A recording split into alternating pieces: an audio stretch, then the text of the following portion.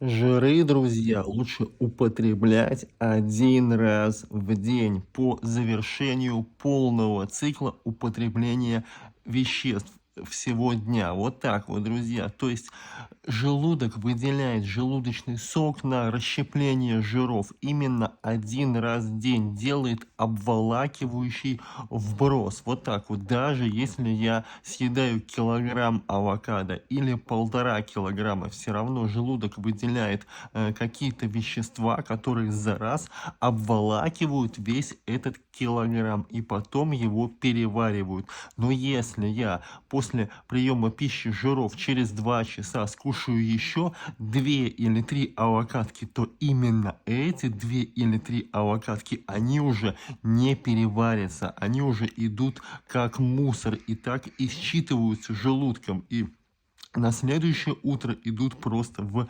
очистительный процесс.